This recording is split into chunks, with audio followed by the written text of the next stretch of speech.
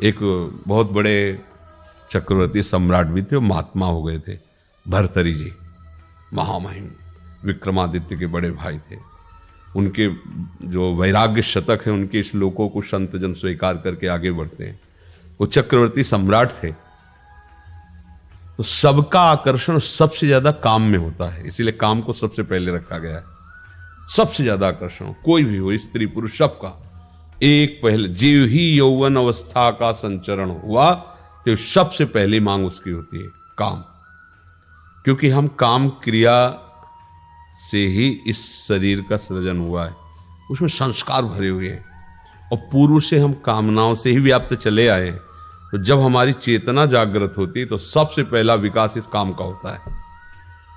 काम का तात्पर्य केवल जनेंद्रीय भोग से ही नहीं होता, हर कामना से होता है। अच्छा खाना, अच्छा देखना, अच्छा पीना, अच्छा ऐसा, और मेन उसमें होता है फिर ये शारीरिक क्रिया।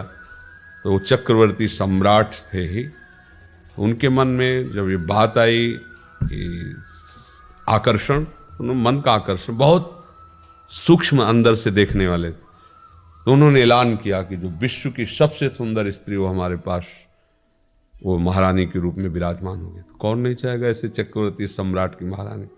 बहुत सी सुंदरियां उपस्थित थी, उनमें से उन्होंने चयन किया, उसका नाम पिंगला था। सर्वांग सुंदरी जैसा सुंदरता का वर्णन किया गया। बहुत आनंद उत्सव से उसका पाणी ग्रहण किया, और वो एक मतलब विशेष अलग चिंतन के थे। उन्होंने कहा जब तक मैं इस सुख का अनुभव नहीं कर लूंगा तब तक कोई भी राज्य का कार्य नहीं करूंगा। विक्रमादित्य से कहा तुम सिंहासन संभालो और एक महल, और हमारे पास बस समय से भोजन बाहर से दे दिया, हम किसी को देखेंगे नहीं, केवल इसी को देखेंगे, किसी से बोलेंगे नहीं, इसी से बोलेंगे। मन ने कहा इसमें सुख है तो मैं देखूंगा क्या सुख है। वो जो एक मतलब कुछ विशेष महापुरुष होते हैं, वो ऐसे विशेष आकर्षण। वो तो चक्रवर्ती सम्राट सारी व्यवस्था विषय की, खान पान की हर व्यवस्था उनके पास। एक दिन वो पिंगला जो वो अपने महल से खिड़की की ऐसे झांक रही थी, तो घोड़ों की सेवा कराने वाला, राजकीय घोड़ों की, अश्वपाल उसे कहते हैं, वो सेवा करता नहीं था, करवाता था अश्वपाल। बहुत ही हष्ट पुष्ट एकदम बलवान, और राजा का प्रधान घोड़ों का सेवक जो सेवा करवाता था। दृष्टि गई ऊपर से, ऐसी सुंदर पिंगला की दृष्टि गई। अब दोनों की दृष्टि में आकर्षण शुरू हुआ। अब राजा दिन में विश्राम करते थे, धीरे धीरे उसका उससे प्रेम हो गया, मिलन हो गया। विक्रमादित्य को सूचना मिली कि कुछ गड़बड़ हो रहा है महाराज। तो बहुत विचार किया कि भाई साहब तो आसक्त हैं उनसे, अगर हमने कुछ भी कहा तो हो सकता मुझे ही प्राणदंड दिलवा दे, बड़ा विचित्र लीला होता है। बोले ठीक अवसर पर इस बात को हम कहेंगे। तो जब अश्वपाल और उसके मिलन को देखा, प्रमाणित हो गया, तब वो भर्तरी जी से मिलने की बात की। भर्तरी जी ने समय दिया और कहा, तो उनका भैया हम किसी दोष दृष्टि से नहीं कहते, पर मुझे ऐसा लगता है कि एक चक्रवर्ती सम्राट की सुरक्षा के लिए जो व्यवस्था चाहिए वो भंग हो रही है। आपके एकांतिक निष्ठा में ऐसा ऐसा हो रहा है। और रानी की भी दासियां सब, तुरंत एक दासी ने जाकर विक्रमादित्य ने कोई बात कही है जो आपके खिलाफ है। वो जे गई तो भावभंगी बदल करके पिंगला ने कहा कि हमें पता है ना, आपका भाई हमारी तरफ कुदृष्टि रखता है, इसीलिए कुछ हमारे विरोध में आपको बोलेगा, और हो सकता है बोला हो। तो अभी तो सुन के आ ही रहे ना, देखो माया का खेल। उनको लगा हाँ हो सकता है। बोले आपसे कह नहीं रही थी कि आपका भाई गलत है, पर वो हमारे प्रति गलत दृष्टि, वहां वो दूसरे को प्रमाणित करना चाहते हैं, उन्हीं को प्रमाणित कर दिया। तो उनका विक्रमादित्य तो ऐसे नहीं है, भर्तरी जी ने कहा, क्योंकि मेरा भाई हो, मैं जानता हूं वो धर्मात्मा पुरुष है। तो उसने किसी एक परिवार को अच्छा धन दे करके कि मेरी बात नहीं मानोगे तो हम किसी न किसी उसमें फांसी पे चढ़वा देंगे, पिंगला ने उसको अपने अनुकूल किया, और वो आके महाराज की जय हो, हमारी बहू पर विक्रमादित्य की गलत दृष्टि। तो उन्होंने सोचा हो सकता है राजमत, क्योंकि राजा के पद पर ऐसा हो सकता है। विक्रमादित्य को बुलाया, बोले तुम्हारी कोई बात हम सुनने वाले नहीं, बस आदेश है तुम हमारे नगर से, राज्य से बहिष्कृत हो। क्योंकि वही कांटा विक्रमादित्य बन रहे थे, हटा दिया। पर भगवान की लीला बड़ी विचित्र होती है, चोरी एक दिन सामने आ ही जाती है। एक ब्राह्मण, गरीब ब्राह्मण तपस्या कर रहा था धन प्राप्ति के लिए, देवराज इंद्र की। मंत्रों में बड़ा बल है, मंत्र का अनुष्ठान अगर विधि से किया जाए तो मंत्र उसका फल प्रदान करते हैं। तो देवराज इंद्र प्रकट हुए और बिना कुछ कहे उन्होंने अमृत फल दे दिया, क्योंकि अमृत का अधिकार देवराज जी के पास है। का ये पाने से अमर हो जाता है, बस अंतर ध्यान हो। वो कुछ कह ही नहीं पाए। ब्राह्मण ने विचार किया कि वो ऐसे ही दरिद्र गरीब हैं, वैसे ही हम मर रहे हैं, अमर होकर के, और क्या हम क्या करें। तो ये अमर फल अगर हम अपने राजा को दे देते हैं और वो अमर हो जाता है तो वो मुझे मनमानी धन दे देगा। मुझे धन से मतलब ऐसा धर्मात्मा राजा अमर हो जाएगा तो प्रजा सुखी रही। महाराज की जय हो। दरबार में महाराज से मिलाया गया, ब्राह्मणों के लिए, तपस्वियों के लिए राज दरबार खुला रहता था। भर्तृहरि जी ने खड़े होकर प्रणाम किया, क्या आज्ञा है, कैसे आगमन हुआ। उनका महाराज मैंने तपस्या की थी, अमर फल मिला है, मुझे देवराज इंद्र ने दिया है, और इसका फल होता है कि जो पालेगा वो मरेगा नहीं किसी अस्त्र शस्त्र से भी। तो मैं चाहता हूं कि आप जैसे धर्मात्मा सम्राट सदैव अमर रहें, और मुझे धन चाहिए। तो उन्होंने आदेश कर दिया, जितना धन चाहिए जब चाहिए तुम्हारे लिए खुला है, वो अपनी इच्छा के अनुसार। राजा ने सोचा मेरे जीवित रहने से क्या होगा, अगर पिंगला मर जाए तो मैं जीवित नहीं रह सकता, इतना आसक्त थे। तो उनका ये फल मैं पिंगला को देता हूं, तो जब तक मैं जीवित रहूंगा तो ये अमर तो है ही। उन्होंने उसको फल कहा हमारे सामने पाओ। तो कहा आपको पता है देव फल ऐसे थोड़ी पाए जाते हैं, स्नान करके हाँ, तो आप निश्चिंत रहो, मैं पालूंगी। पिंगला ने सोचा कि मैं अमर रहूंगी तो उससे क्या, अगर वो अश्वपाल अमर हो जाएगा तो हमारी मित्रता बराबर बनी रहेगी। जब एकांत में अश्वपाल मिला तो उसको, और अश्वपाल राजा के दरबार की नर्तकी से प्राणों से अधिक प्यार करता था।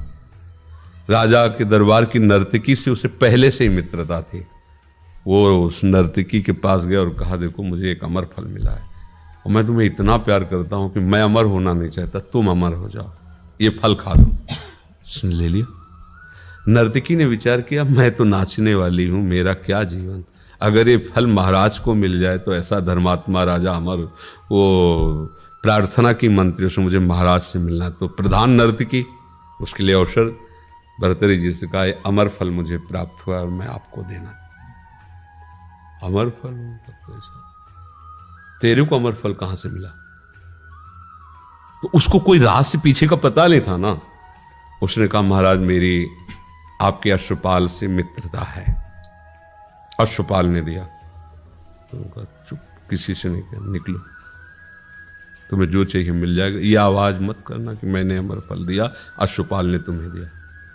और आज खुले दरबार में बैठने के लिए ऐलान किया, सबको बुलाया जाए पूरी सभा को। और मैं आज सब अपार जनता एकत्रित हो गई, महाराज आज बैठेंगे। बैठे सिंहासन में और कहा अश्वपाल को सामने लाया जाए। अश्वपाल कहा देखो एक क्षण में तुम्हारी गर्दन अभी कटवा दे सकते हैं, लेकिन तुम्हें मारेंगे नहीं, बिल्कुल तुम्हें नहीं मारेंगे, हर सुविधा जैसी वैसी रहेगी, तुम केवल ये बता दो अमर फल तुम्हें कहां से मिला है।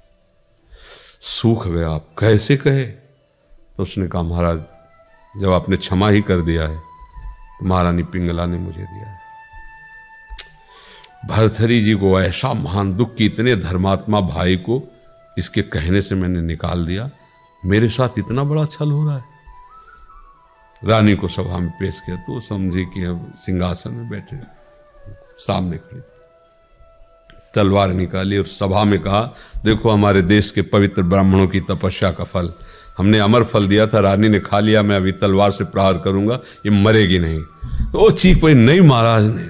क्यों? चुप। तो उनका मैं तुम्हें बिल्कुल क्षमा कर दूंगा पर बात सत्य होनी चाहिए। उनका महाराज मैंने वो अमर फल खाया नहीं, अश्वपाल को दे। क्यों? अब क्यों का उत्तर केवल निगाहों से दे सकती थी, जवान से तो नहीं दे सकती। तो उसी समय ताज उतारा और सिंहासन बोले धिक्कार इस राज्य को, धिक्कार है इस प्रपंच को। मैंने प्राण से भी अधिक इसको प्यार किया, मुझ चक्रवर्ती सम्राट से नहीं, इसका राग है अश्वपाल से, राग है इसका।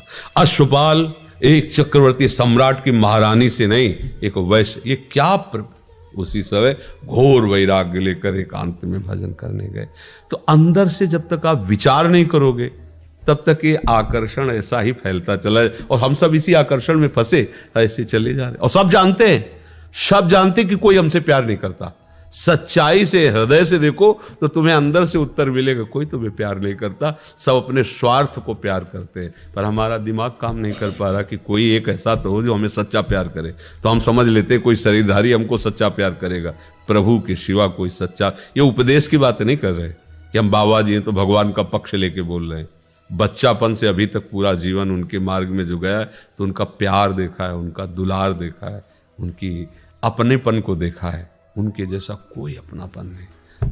हमारी किडनी जब फेल हुई ना, हमारी पूरी दृष्टि में, संसार में एक भी व्यक्ति ऐसा नहीं था, न घर न परिवार। वो तो बचपन से ही छोड़ दिया था। बचपन में छोड़ दिया तो घर वाले समझते मरा। बाबा जी को कौन प्यार करता है, किस काम का? ये तो श्री जी का महिमा प्रभाव, वो नहीं, संसार थोड़ी प्यार करता है। मांगने गए, दबका दिए गए, ए मोटे हरामी सुअर ऐसे घूम रहा है रोटी मांगते, मेहनत कर, कमा का। वो क्या जानता है कि क्या मेहनत करता है? वो क्या जानते हैं कि इनका मार्ग क्या है? वो तो यही जानते हैं ना, शरीरधारी मांग के केवल खाता है, पड़ा रहता है। वो क्या जाने? पूरे संसार में कोई अपना नहीं, ये देखा है, कोई नहीं। उस समय केवल भगवान, केवल। तो ये स्थिति सबको एक दिन आती है जब उसको नजर आता है कि भगवान के सिवा कोई है नहीं। अच्छा, ये उसको फिर समय नहीं रहता कि भगवान से परिचय बना ले, तो मन पछते ही है और हाथ मलता हुआ चला जाता है, कोई साथी नहीं मिलता।